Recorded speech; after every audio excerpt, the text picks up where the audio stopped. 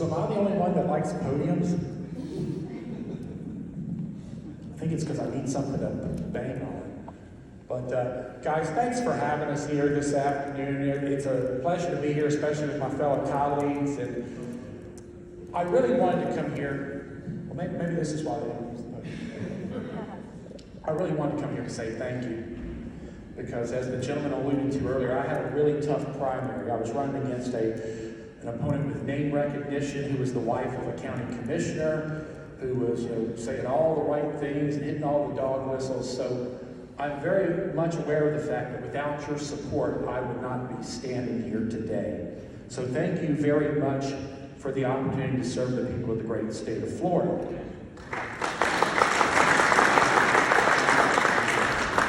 My other reason for being here this afternoon was just to let you guys know what you got out of the 3rd District, right? Because it could have gone either way. But what you have in your state representative from the 3rd District, you have a family physician with a spotless 25-year Florida license who runs and operates his own practice. So not only am I a physician, I understand the business side of medicine.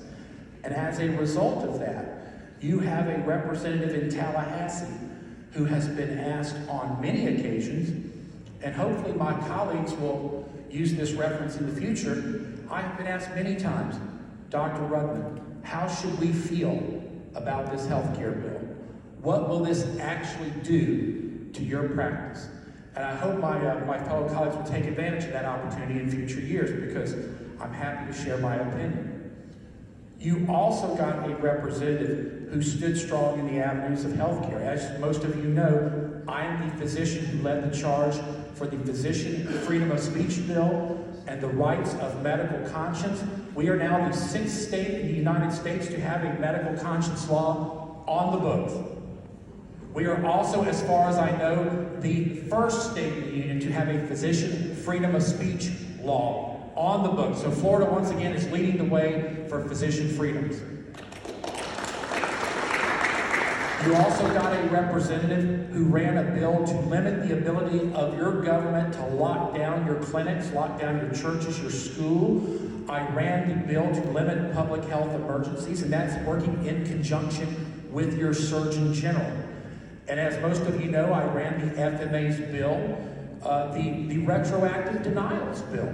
And we actually got that bill heard in a couple of hearings, which I think was a victory for us.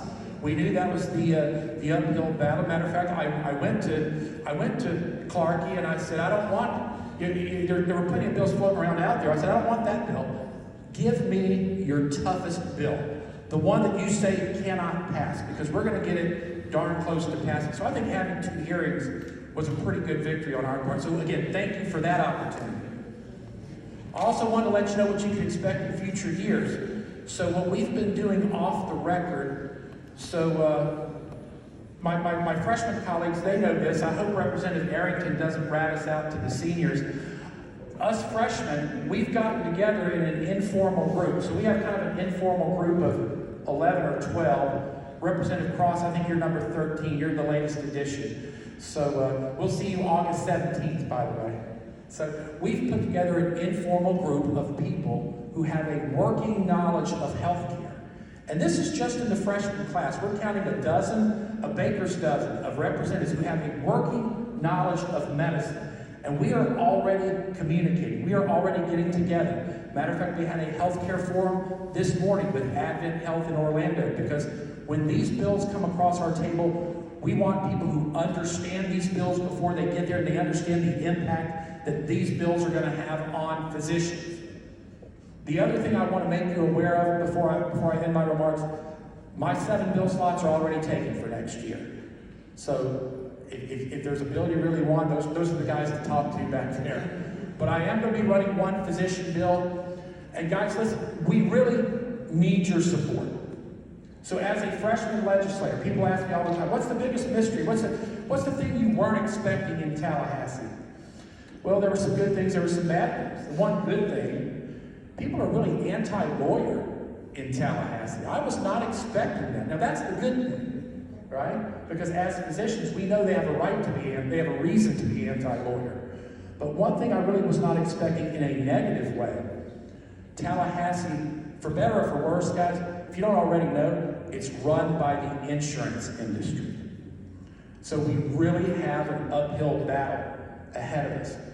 So this battle crosses party lines. This battle is a nonpartisan battle. So when you hear my colleagues in the back, when you hear Representative Lindsey Cross with her bill, what did we say we're talking about? The copay accumulator bill that helps patients? I don't care if you're a Democrat or a Republican, you need to support that bill. She's going to need every bit of your support, and we need to rally around her for that bill to get passed. Same with my colleague, Representative Pittman. She explained to you her bill about step edits when it comes to mental health medications. That bill should already be law. Shows you what we're up against in Tallahassee. Representative Pittman, whether you're Democrat or Republican, is going to need every bit of your support, every bit of your manpower that you can turn out to talk to your representatives and senators, because that's another bill that should already be law, and by God, we're going to make it law. As far as my bill, I'm giving you fair warning right now. My doctor bill for the upcoming session, because this is something that affected me personally over a decade ago, and it's affecting people as recently as today. It's affected the brother of the future Speaker of the House. So I tell you that so you understand that this bill is going to pass. It's time to get behind this bill, and I'm going to be the guy running the bill. This bill is going to eliminate the practice of putting non-compete clauses in physician employment contracts, and I need your support to make non-competes a thing of the past. So guys, those are some of the challenges facing us. Again, I look forward to working with my colleagues there in the back on either side of the aisle.